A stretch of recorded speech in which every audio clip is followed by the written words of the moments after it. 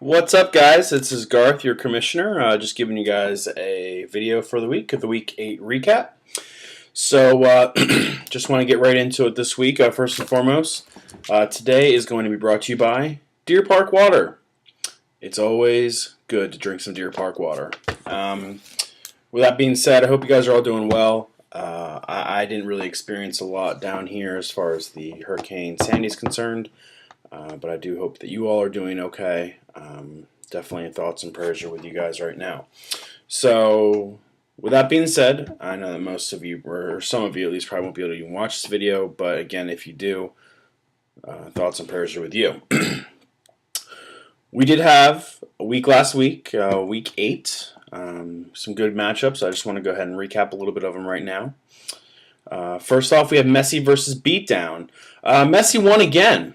I think now the jokes can stop. He is 4-4. As I said in my picks video from last week, I did think he would win, but honestly, he is creeping up now to be one of the better teams in the League 10. I think that Beatdown had a rough week. The Gronkowski, did have 28 points. That was probably the only nice bright spot. His quarterback and running back got 21 points combined. That normally won't win a game. Two of Messi's players equaled 77 points, which were 10 less, or which would be 10 less points than Beatdown scored all game from his whole team. I think this was my lock of the week, just simply due to that Martin guy.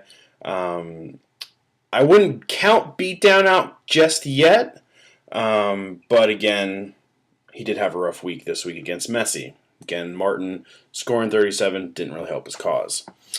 We had the Wolves versus Fish. This was a close game. A lot of the games this week were close. Wolves won, but only by 5 points. In my picks video, I said that Matt Ryan would get beat by Philadelphia defense coming for blood. I was terribly wrong. Wolves could have won by a larger deficit had Trent Richardson played. He scored 21 points, which was in the top, I think, 3 of points for his team. He has been a very nice draft choice. So again, Wolves won that week. It was a close game this week, so Wolves won by 5. Chipmunks v. Argonauts. I think this was my game of the week last week. I deleted my notes by accident from last week. Chipmunks won again. He is on a 4-game winning streak. There is one stat, however, I want all of you to look at, or at least hear me out here. Jamal Charles, who normally has a lot of carries, a lot of points. I mean, I looked at his stats before the video. He's up there. He's got a lot of good numbers this year. Had 0 points, and he wasn't hurt. He only had 5 carries. I think this had 4 yards. Terrible play calling by a terrible Kansas City team. Had he even gotten probably 20 or 30 yards rushing, a couple passes here and there, he actually probably would have won. Argonauts would have won this game. I think the point total was maybe 5 or 6 points. So Chipmunks got away with that. That's good, obviously, for Chipmunks. It's rough for Argonauts. Again, Argonauts lost this week because Jamal Charles didn't get a point, which is very, very abnormal. Also, had Cam Newton played, I'm the first one to say it. I harped on him for Cam Newton not playing. Or I was like, yeah, Cam Newton's not playing. I didn't harp on him. I was excited for him. Had he played, he probably would have won as well. So Argonauts did get a little robbed this week, but again, hey, that's the way it is in League 10. Butts versus Power. I was actually dead wrong on this one. As I said in the video, RG3, Ridley, and Thomas all needed to have good games. They did, as I was dead wrong in my pick. What is more intriguing, Michael Bush didn't score a point for Butts. Forte scored 15 points for Power, and I did say that it would come down to that game. However, it was inversed. So yeah, interesting stuff there. Right now, Jared Fish is texting me. So, interesting stuff there. But, hey, Fish. Power does have a good team on paper. All of his offense was struggling this week. Macklin, Floyd, and Green all had bad games. Their offenses are terrible right now.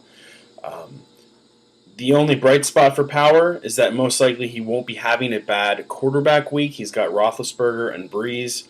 Normally those two don't have bad weeks. And then also here, finally, Bad Boys versus Forever. With every touchdown and every pass completed, Bad Boys did grow very antsy. The game did pretty much go down to the wire because Bad Boys was done. The Monday night game was Manning, and every pass, like I said, it was getting close. I am surprised that Bad Boys are. I'm surprised that I won. My team's wide receivers and Forever's running backs were terrible. We didn't play to their potential. This really was a quarterback position, and not many would pick a better fantasy day for Stafford over Peyton Manning. The stars aligned. There were sacrifices made. Stafford actually scored better than Manning this week. That was after he must have heard me harping on Stafford last week in the videos. So, yeah, Bad Boys won this week. Forever's terrible. Bad Boys is not very good, but he's a manageable 4-4. The weekly leaders, the highest point scorer was Messi with 134 points. The lowest was the Power with 77 points. Stafford, he threw 41 points. Again, like I said, he heard my yells and cries and all that stuff.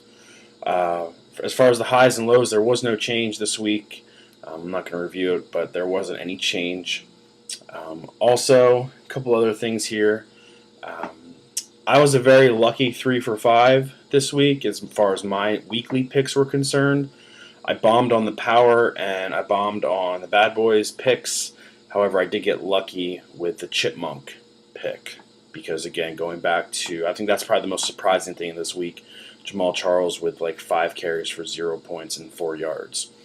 I am 20 for 35 this year. I'm at 57%, so we'll see how that works out for the rest of the year. In the North, the Butts is the best team in the league. He is 6-2. However, Chipmunks is coming up in second place. Fish really needs to start winning some games here if there's any chance for him to make the playoffs. Stop texting me. Figure out your lineups. Do something.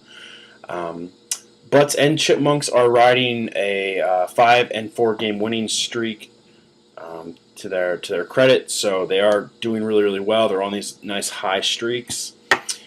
In the South, the T-Wolves win with the Powers loss, put the Wolves in first. Again, with the T-Wolves win and the Powers loss, that puts the T-Wolves in first place. Messi is on a 3-game win streak. He is now in second place based off of points, not record points. That's very impressive, and Forever is on a 5-game losing streak. So again, same thing to you. I don't know what you're doing. School's not that important, Matt. You need to work on your fantasy football lineup. So, guys, I hope you're all doing well. Miss you. I hope everyone is staying safe for sure. And get set up for the fantasy football Week 9 picks video. Hope you guys have a great day. And keep on keeping on.